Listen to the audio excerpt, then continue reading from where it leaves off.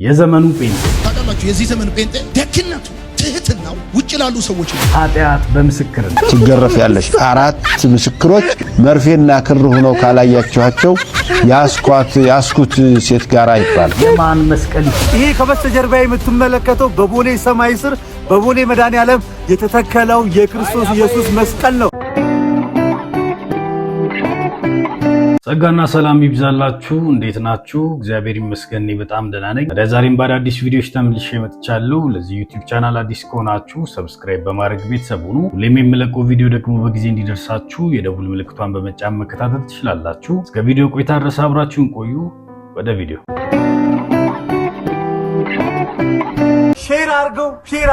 ሼር አርገው። ይሄ ከበስተጀርባ የምትመለከተው በቦሌ ሰማይ ስር በቦሌ መድኃኔዓለም የተተከለው የክርስቶስ ኢየሱስ መስቀል ነው። መስቀል ኃይላችን ነው። መስቀል ቤዛችን ነው። መስቀል የነፍሳችን መዳኛ ነው። አይሁድ ይክዱታል፣ እኛ ግን እናምነዋለን። ይህ ከኋላዬ እንደዚህ አብርቶ የምታየው በቦሌ ሰማይ ስር በቦሌ መድኃኔዓለም የሚገኘው ዛሬ የተተከለው የክርስቶስ ኢየሱስ መስቀል ነው። አሳያቸው ናፒ። እኚህ ሰዎች መጽሐፍ ቅዱስ ማይናገሩን መናገር ደስ ይላቸዋል። ታውቃለህ እንዴት እንደሆነ አላውቅም። በየቦታው የሚተከለው መስቀል የክርስቶስ መስቀል ነው እያሉ ይናገራሉ። ከእንደገናም ደግሞ እሱ ብቻ አይደለም፣ ይህ መስቀልም ደግሞ ኃይላችን ነው መዳኛችን ነው ብሎ ይናገራሉ። መጽሐፍ ቅዱስ የመስቀሉ ቃል ነው የሚያድነው እንጂ መስቀሉ በራሱ ያድናቸዋል አይልም። ስለዚህ የሚላችሁ ከሆነ መጽሐፍ ቅዱስ የመስቀሉ ቃል ለሚጠፉት ሞኝነት ነው፣ ለእኛ ለምንድነው ግን እግዚአብሔር ኃይል ነው ብሎ ይነግራቸዋል። አያችሁ፣ መስቀሉ በራሱ የማዳን አቅም የለውም። መስቀል የወንበዴ መሰቂያ ነው፣ ከእንደገናም ደግሞ መቀጣጫ ነው። ለዛ ኢየሱስ ክርስቶስም ስለኛ ኃጢአት እርግማን ሆኖ በመስቀል ላይ ተሰቅሏል። ታዲያ ይህንን መስቀል ወስደ በየቦታው የክርስቶስ መስቀል ነው ብለ ዲምላይት አድርገበት ምናምን ሰቅለ ያድነናል ማለት ፍጹም መጽሐፍ ቅዱስ እንደማታነብና እግዚአብሔር ቃል የራክም እንደሆንክ ታስታውቃለህ ማለት ነው። አየ ከክርስቶስ ጋር የተሰቀሉትም ሌሎች ወንበዴዎች እነሱም ደግሞ በመስቀል ላይ ነው የተሰቀሉት። አንተ ታውቃለህ። ምናልባት አንታውን ዲምላይት አድርገ የምትጠቀሙ መስቀል አንድ የነሱም ሊሆን ይችላል፣ አይታወቅም። ታዲያ እነሱም የተሰቀሉበት መስቀል ያድናል ብለ ደግሞ ካመንክ እሱኛው ደግሞ የክርስቶስ ተቃዋሚ እንደሆንክ የሚያሳይ ሐሳብ ስለሆነ እንቀበላለን። ካልሆነ ግን በየቦታው መስቀል ሰርተ የጌታችን ነው እኛ አንቃወምም አይሁድ ይቃወማሉ ብለ የማይሆንና የማይመስል ነገር አታውራ እና መስቀሉ ሳይሆን በመስቀሉ ላይ የተሰራው ስራ ኃይላችን ነው፣ መዳናችን ነው፣ ተስፋችን ነው። እንደገናም ደግሞ እግዚአብሔር ለኛ ያለውን ፍቅር ያየንበት ነው። ከዛ ውጪ ግን ተንጠልጥለህበት አንተም የምታገኘው መዳን የለም። በዛ መስቀል ላይ የተሰራው ስራ ግን መዳናችን እንደሆነ ማወቅ አለብን። አንዷ እህታችን ባሌን ከሌላ ሴት ጋር ያስኩት ልፍታው እንዴት ትላለች። ወላሂ እንደኔ አትፍቺው ነው ማለት ወላሂ እንደኔ አትፍቺው ነው ማለት አብረሽ ያስሻትን ሴት መጀመሪያ ተከታትለሽ ከሆነ አላህን ፍሪ። ሁለተኛ ዝም ብሎ ዝረከረክ ከሆነ ያየሽው ሐራም ከሆነ ምስክር በሌለበት ይዤዋለሁ ብለሽ ማውራት የለብሽም እንዴ፣ ትገረፍ ያለሽ። አንተ እዚህ ደግሞ ኃጢአት በምስክር ነው የሚጸናው። ምን ማለት ነው? አይተሹ ከሆነ ምስክር ከሌለው ኃጢአት አይደለም እንደማለት ነው። በጣም ከባድ ነው። ጭራሽ ደግሞ ተከታትለሽ ምናምን ከሆነ ያሽው ተጠያቂ ራሱ አንቺ ነሽ። በሱ ጥፋት የምትገረፊው አንቺ ነሽ። እሱ ነው ያመነዘረው፣ እሱ ነው ቺት ያደረገው፣ አንቺ ግን ትገረፊያለሽ። ምክንያቱም ተከታትለሽ ስለያሽው። ከባድ ምስክሮች መርፌና ክር ሆነው ካላያችኋቸው ያስኩት ሴት ጋር ይባላል። ሲስማት ነው ያየሽው እንዴ? እንደዚህ ይቻላል እንዴ? ሲስማት ነው ያየሽው? አራት ምስክር ከሌለ መርፌና ክር እኔ ምንም አይደለም። ሲያቅፋት ነው ያየሽው ወይስ በትክክል ግንኙነት ሲያደርጉ ነው ያየሽው? ሲጀመር ቺቲንግ ምን ማለት ነው እንዴ? ሲያቅፋት ነው ሲስማት ነው ይላል እንዴ? የሐሳብ ቺቲንግ ራሱ ያስጠይቃል እኮ። ሚስት እያለ ከሌላ ሴት ጋር እንደዛ ለመሆን ማሰብ በራሱ አንድ ኃጢአት ነው። ሁለተኛ ደግሞ ቺቲንግ ነው። ግዴታ አክፎ ስሞ ምናምን ሲያደርግ አይደለም። የሐሳብ ምንዝርና ራሱ አለ።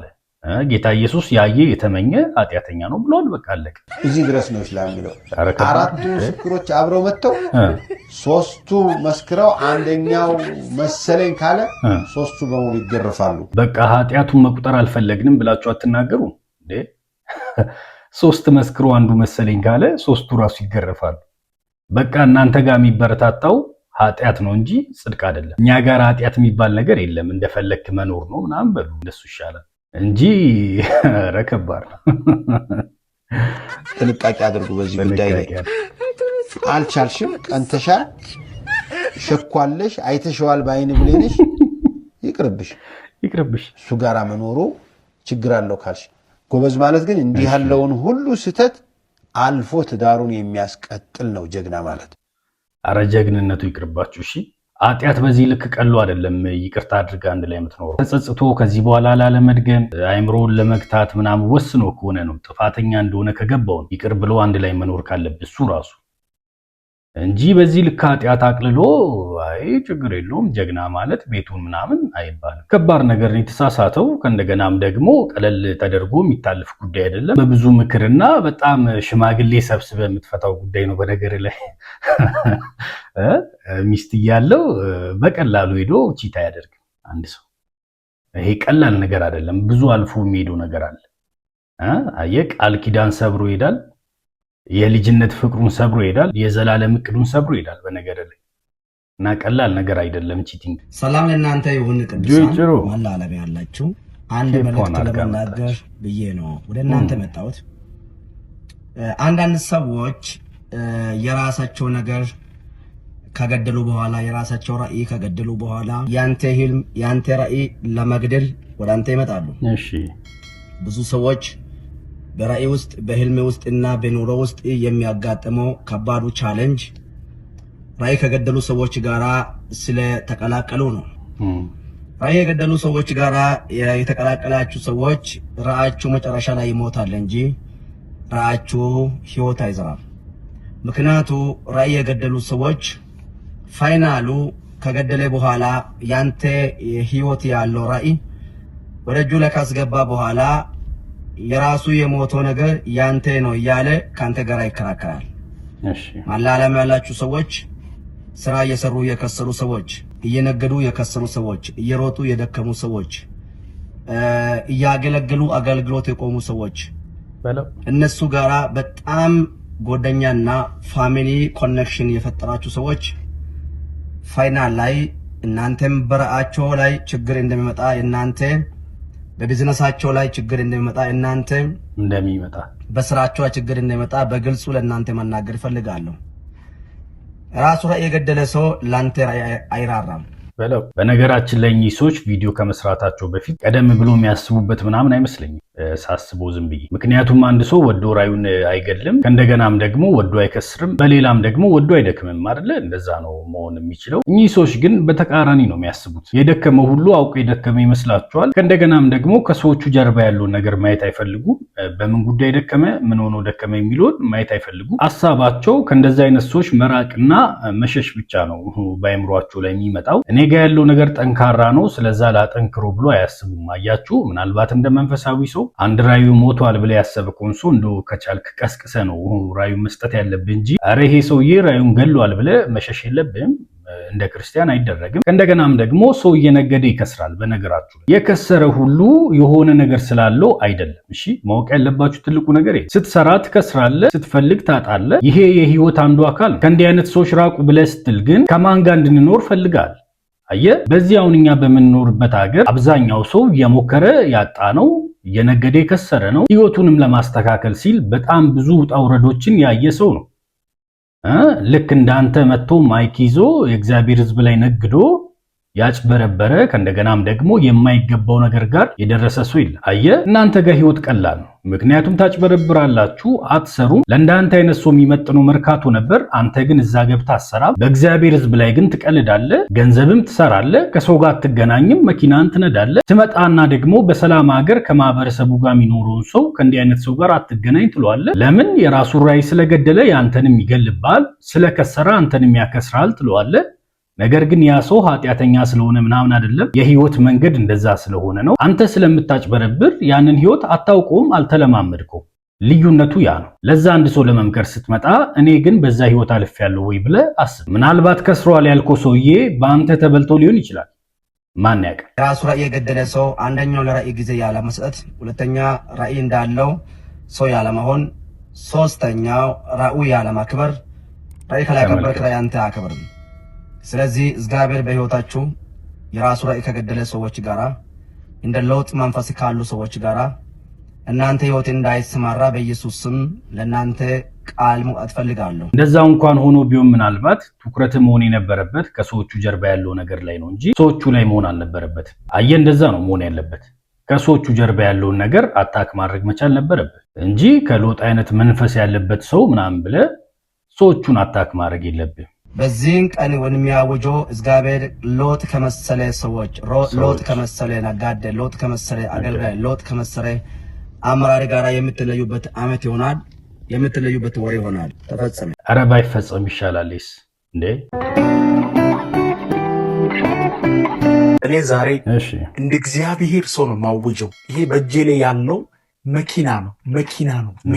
መኪና ለምን ይጠቅማል ካላችሁ፣ ለፍጥነት ይጠቅማል። መኪና ያለው ሰው ከፀሐይ ማምለጥ ይችላል። መኪና ያለው ሰው ከአዋራ ማምለጥ ይችላል። መኪና ያለው ሰው በቀጠሮ ሰዓት በሰዓቱ መድረስ ይችላል። ዛሬ በናዝሬቱ በጌታ በኢየሱስ ክርስቶስ ስም ጸልያለሁ። የምታምኑ ሰዎች በኮሜንት መስጫ ላይ አሜን እያላችሁ እንድትቀበሉ ፈልጋለሁ። ከየት መጣ ያልተባለ ነገር በእጆቻችሁ ላይ እንዲገባ ጸልያለሁ። ከየት መጣ፣ እንዴት ልታገኝ ቻለች፣ እንዴት ልትገዛ ቻለች ብለው ሰዎች እስከሚነጋገሩ ድረስ የሚያስደንቅ መኪና ወደ አንቺና ወደ አንተ እጅ እንዲገባ ጸልያለሁ። አንተ ይሄ ደግሞ ከባድ ሌባ እንዲህ መኪና ይዞ ይመጣል እንደዚህ ከልጁ ቀምቶ ነው እንዴ? አንተ ከልጅ ቀምተ ነው? ምን ሆነ ነው እንደዚህ መኪና ነው እንዳይገጭ። ለማንኛውም አሜን ካላችሁ ጌታ ምስክሬ ነው። በዚህ 2 እና 3 ቀን ውስጥ በተአምራት መኪና ወደ እጆቻቸው ላይ የሚገባ ሰዎች አሉ። በናዝሬቱ በጌታ በኢየሱስ ስም ጸልያለሁ። መጽሐፍ እንደሚል እነሆ ስራህን አውቃለሁ፣ በአንተ ፊት የተከፈተን በር ሰጥቻለሁ፣ ማንም ሊዘጋው አይችልም ተብሎ እንደተጻፈ በጌታ በኢየሱስ ስም ከሰው እጅ ሳይሆን ከአምላክ እጅ በረከትህን የሚያስፈልግህን ነገር ሁሉ ትቀበላለህ። ከሰው በላይ እንጂ ከሰው በታች አትሆንም። ይሄ ጊዜ ያንተና ያንተ ብቻ ነው። በኢየሱስ ስም ተፈጸመ። እንዲህ ያለ ሌብነት ደግሞ አይን ያወጣ ሌብነት ነው። የህፃን መጫወቻ ይዞ መጥቶ መኪና እጅ ገባ በሁለት ቀን መሃል እያለ የመርካቶ ሌባ ማያደርገውን አይነት ድፍረት እዚህ መጥቶ ያሳያል። ምን አይነት ድፍረት እንደሆነ ተመልከቱ። የሆነ ቢሮ ይከራያሉ፣ የህፃናት መኪና ይዞ ይመጣሉ። አሁን ደግሞ ከዛ በሁለት ቀን መሃል እግዚአብሔር በእጅ የሆነ ነገር ያስገባል ይላል። ጥቅስ ደግሞ አለ። ጌታ በኢየሱስ ስም በላና በሚጠጣ የገባ አንተ ድግምት፣ መተት፣ አስማት፣ ሟርት ተነሳሁን በሆዷ ላይ የተቀመጥክ የእባብ መንፈስ እየተገላበጥክ ያለ ተነስ፣ ከሆዷ ላይ ተነስ፣ ከውስጧ አንገቷ ላይ ፊቷ ላይ ያስቀመጥከው በናዝሬቱ ጌታ በኢየሱስ ስምና ስልጣን ይህንን ክፉ የእባብ መንፈስ ጠቅልልና ሂደው ይዘይደው በሳት እንደሚቀልጥ በክርስቶስ ኢየሱስ ስም ከሰውነቷ ላይ እየቀለጥክ ሂድ በኢየሱስ ስም ሂድ በኢየሱስ ስም። ያው ያየውክ ነው ፊቷ ላይ ሂድ። ሰብስብና ሂድ በናዝሬቱ ጌታ በኢየሱስ በናዝሬቱ ጌታ በኢየሱስ። አንገትሽ ላይ እንደ እባብ የሚሄድ ነገር ይታየኛል። ምንድነው እሱ? ሁሌ ነው የሚመጣው እንዲህ ስል እንዲወጣ በዚህ ጋር የሚወጣ ሁለቱ። እኔ የምለው በድግምት ያሰረሽ አረብ ሰው ያለው አሊ የሚባል ሰው ማን ነው? አሊ ይሄ ለልጆች አባት ነው። ሙርታሪ ሀገር ነው የሚኖረው። ይሄ ሰው ከዚህ በኋላ ጌታ ብትይ በህይወት አትኖሪም አጠፋሻለሁ ብሎ ዝቶብሻል። እንደዛ ተብሽም አሰራብሽ። አሁን እጸልያለሁ እግዚአብሔር አምላክ የተሰራብሽን ስራ ያፈርሰዋል። ክብር ሁሉ ለእግዚአብሔር ይሁን። መጽሐፍ ቅዱስ የእግዚአብሔር ቃል ሲናገር እንዲህ ይላል፣ በአንቺ ላይ የተሰራ መሳሪያ አይከናወንም ተብሎ እንደተጻፈ እንዲሁ በአንቺ ላይ የተሰራውን ድግምት በኢየሱስ ስም አፍርሼዋለሁ። አሜን አሜን። ኢየሱስ አሜን። ከዚህ ሰዓት ጀምሮ ነፃ መውጣት ሆነልሽ። አሜን ኢየሱስ አሜን። ይልሻል ልጄ አትፍሪ፣ አልተውሽም፣ አልጥልሽም ይልሻል። አሜን። እኔ የምለው የልጆችሽ አባት ሙስሊም ነው? ሙስሊም ነው። ሌዊ ማን ነው? ወንድ ልጅሽ ነው? ልጄ ነው ትንሹ። ቃላብም ልጄ ነው። እኔና አንቺ ያለ ዛሬ ተገናኝተን አናውቅም። ይህንን ሁሉ ታሪክሽን በምን ማወቅ እችላለሁ? የጌታ ኢየሱስ ክርስቶስ የልጆቼን ስም ሁላ በአንተ አልፎ የተናገረው የእግዚአብሔር መንፈስ ነው። እውነት መንፈስ ቅዱስ ነው። የሚገርም ነው። አንተ ፊቷ ላይ ታችሁታል አይደለ? በአንዴ እንዴት እንደወጣ። ምን አይነት ዘመን ነው? በጌታ በኢየሱስ እንዴ ያስፈራል። አንተ እስማ ጓደኛ አዲስ ሙሽራ ነው። ገና 6 ወሩ ነው ካገባ። የሆነ እሑድ ጠዋት ልጠይቃቸው ቤታቸው ሲሄድ ይህን ደንገበት ጓደኛዬን ባለቤቱ ዳዲ ማለት ስጠራው ሰማ። ተወልዳ እስክታድግ በአንድ አንበሳ ቆዳ ጫማ እንዲሁ እየዳከረ ያሳደጋትን የአባቷን ስም እንደ ቀልድ ለ6 ወር ባሏ መስጠቷ እንደው ግርም አለኝ። አጎቴ ሴትና የቀበሌ ቤት የኔ ነው አይባልም የሚለው እውነቱን ሳይሆን አይቀርም። ቤታቸው የሄድኩት እሑድ ጠዋት ስለነበር ቸርች ልንሄድ ስንል መጣ ብለው አብረን ካልሄድን አሉኝ። ላለመሄድ ብዙ ብሞክርም ባለቤቱ ቆጣ ብላ ወደ ድራፍት ቤት እንሄድ ቢሉ መቼም ቤት ላለ በልተንስ አለች። ይሄ ግንብራስ ድራፍት እንደምወድ ነግሯታል ማለት ነው። ሰነድ መሻሻት ተጀመረ በቃ ብዬ እያመነታው አብሬያቸው ሄድኩ። የወሰዱኝ ቸርች አንድ ነቢይ የሚያገለግልበት አዲስ የፕሮቴስታንት ቤተክርስቲያን ነው።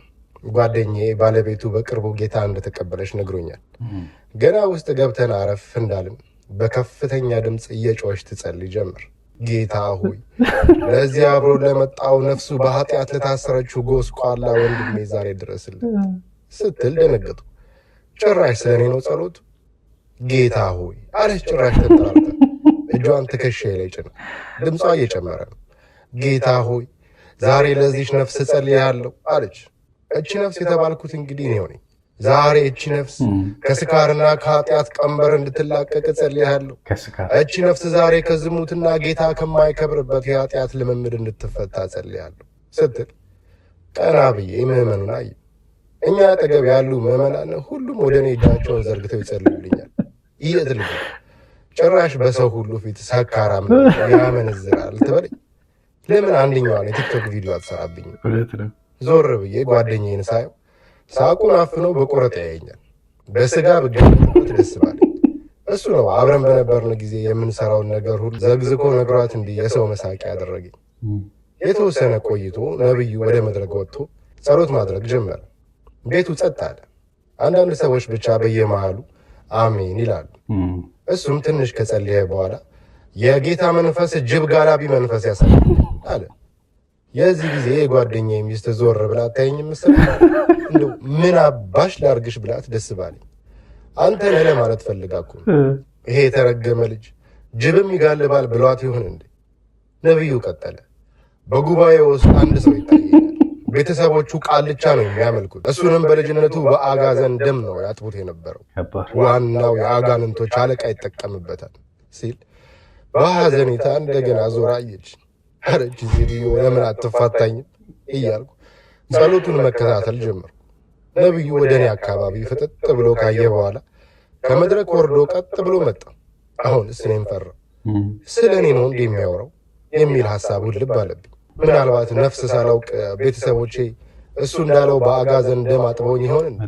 መቼስ ሰው ማመን ከባድ ነው በዚህ ዘመን ምናምን እያልኩ ሳስብ ነብዩ አይኑን አፍጥጦ ቀጥ ብሎ እኛ ወዳለንበት መጣና እጁን አንስቶ የጓደኛዬ ሚስት ላይ ሲጭን ከተቀመጠችበት ወንበር 2 ሜትር ወደ ላይ ነጥራ መሬት ላይ ተነጠፈች። እግዚኦ ማርነ ክርስቶስ! ምን ጉድ ነው! በእኔ ሲስቅ የነበረ ጓደኛዬ ሚስቱን እንደዚያ ስትሆን ሲያያት ክፉኛ ደነገጠ። እኔም ምን መጣ ብዬ አንዴ ነብዩን፣ አንዴ እሷን፣ አንዴ ጓደኛዬን ማየት ጀመርኩ። ነብዩ ዋናው መንፈስ ያዘ ሲል ከዚያማ ያቺ ድምፀ ለስላሳዋ የጓደኛዬ ሚስት በሙላቱ አስታጥቄ ድምፅ ትለፈልፍ ጀመር። ተቃጠልኩ፣ አረርኩ ትላለች። ማነህ ይላል ነብዩ። ጠቋር ነኝ። ተናገር፣ የት ነው ያስካት? ባሏ ነኝ።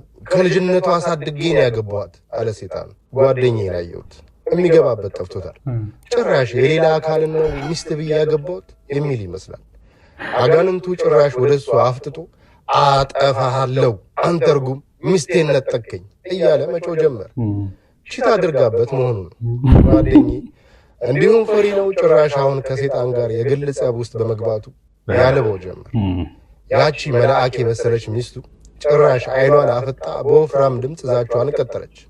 ወንዶሰን ደበበ ክምራ አለችው። ሌባ ጣቷን ወደሱ ጠቆመ። ዳዲ ቀረበቅ። ነብዩ ዝም ብሎ ያያል። አንተን ካላጠፋው እኔ ጠቋር አይደለሁም አለ መንፈሱ። ጓደኛዬ እንባ ተናነቀው።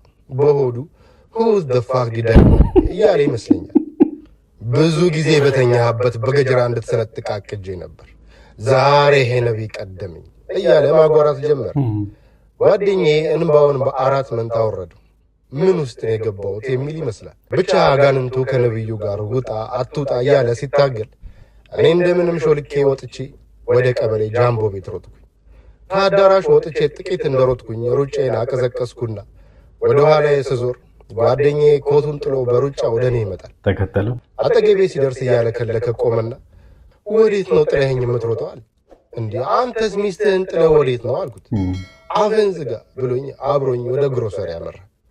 አሁን 7ኛ ጃምቧችን ላይ ደርሰናል። እኔ ግደሉኝ እንጂ ያችን ሴት አምኜ እዛች ቤት አላድርም ስላለ ተሰባስበን ወደ ቤቱ እንድንሄድ እየለመነን እንገኛለን። ቀልድ እንደሆነ ታውቃላችሁ፣ ግን ስላሳቀኝ ያመጣሁላችሁ። ሰነድ የሚሸጡ ሰዎች አሉ እናንተ እንደምታውቁት። ታዲያ እንዲህ ላሉ ሰዎች ቆንጆ ትምህርት ነው ብዬ ስላሰብኩ ነው ያመጣሁላችሁና የሚዋሸውን ሰውዬ የውሸት መንፈስ ከላዩ ላይ ይመታያል። ሰነዱን ሽጠህበት ቀጣይ ቀን ቸርች አብሮ ካሄድም ከእንደገናም ደግሞ እዛ ጉባኤ መሃል የመገኘት ሀሳብም አይኖረው። ታዲያ ከእንዲህ አይነት ድርጊት ተቆጠቡ። ታውቃላችሁ የዚህ ዘመን ጴንጤ ደግነቱ ትህትናው ውጭ ላሉ ሰዎች ነው። ለሁሉ ሰው ይሁን ችግር የለም።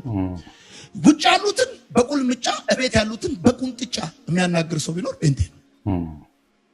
ጳውሎስ እንደዚህ ለሰው ሁሉ አለ ለሁሉ ሰው ይልቁን አለ ለእምነት ቤተሰቦች አብረዋችሁ ላሉ ሰዎች መልካም አድርጎ ለሁሉ ሰው በዘመኔ ትሁት ጴንጤ ሃምብል የሆነ ጀነረስ የሆነ ሜርሲፉል የሆነ ጴንጤ ማን ነው ካልከኝ ገላትያን፣ ሮሜን፣ ኒው ቴስተመንትን ያጠና የተማረ ጴንጤ ቬሪ ሃምብል ነው፣ ጀነረስ ነው፣ ሃምብል ነው ምናምን። በአብዛኛው ብሉይ ኪዳን ላይ ጥናት የሚያበዛ ጴንጤ ጦረኛ ለምን ከሰገባውም ሰይፍ አወጣ ወጋው ስለምን በአብዛኛው ብሉይ ኪዳን ጋር ጥናት የሚያደርግ አይቶ ከሆነ ሲዋጋ ነው የሚኖር። የበረዶ ናዳ ወረደባቸው። 5 ጠጠር መሃል አናቱን አወጣ፣ ወቅቶ ገደለው። ይህን ያህል ክፍለ ጦር ከዚህን ያህል ጋር ተራራ ላይ መሽገው ነበር። ይህንን ያጠናልህን ቸርች ሲመጣ ላታርጎ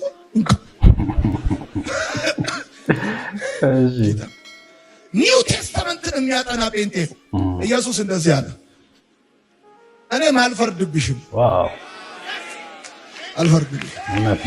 አልፈርድብሽም። አዲስ ኒው ቴስተመንት ስታጠና ዘኪዮስ ሾላ ዛፍ ላይ ቤት ገባል።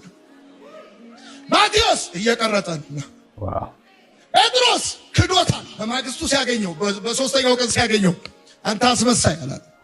ተወደኛል እዚህ በጌታ የወለድኳችሁ እዚህ ቤት ጌታን ተቀብላችሁ ያደጋችሁ ጳውሎስ እንዳለ በክርስቶስ ኢየሱስ የወለድኳችኋል። እዚህ ቤት ያላችሁ ለሁሉ ሰው መልካም ፊት ለማሳየት የኛ ቸርች አባል መሆን አይጠበቅባችሁ። ለሁሉ ፓስተር መልካም ሰው የኛ ቸርች አባል ይሁን አይሁን ምን እንወቀው አንወቅ፣ ለሁሉ ሰው መልካም ሁን። ይልቁኑ ደግሞ ለእምነት ቤተሰቦች መልካም ሁን። እውነት ነው። የምትኖሩት እድሜ አጭር ነው። ጌታ ሊመጣ በደጅ። ትልቁ የኛ የወንጌል አማኞች ችግር ይሄኛው ችግር ነው። እርስ በእርስ አንዋደድም። ሌላኛውን ግን ኢየሱስ ይወዳል ብለን እንጠራዋለን። እርስ በእርሳችን ግን ፍቅር የለንም። አንዱ አንዱን ለመጣል ይሰራል፣ አንዱ ከአንዱ በልጦ ለመታየት ይሰራል። ይሄንን ነገር ማስተካከል አለብን። እርስ በእርሳችን መዋደድ አለብን። ታዲያ ይሄን ነገር አስተካክለን ለሁሉም ሰውም ደግሞ ፍቅር እያሳየን ትክክለኛውን የክርስትና ህይወት መኖር እንድንጀምር የኔም ደግሞ መልእክት ነው። ታዲያ ለዛሬ ይዤላችሁ የመጣሁት ቪዲዮዎች እነዚህን ይመስሉ ነበር። ቪዲዮቹ ቆንጆና አስተማሪ ከነበሩ ላይክ እና ኮሜንት ማድረጋችሁ እንዳትረሱ። ከወደዳችሁ ደግሞ ለወዳጆቻችሁ ሼር አድርጉላቸው። ቀጣይ በሌላ ቪዲዮ እስክንገናኝ ድረስ መልካም ቆይታ ይሁንላችሁ። ጌታ ኢየሱስ ዘመናችሁን ይባርክ። ተባረኩ።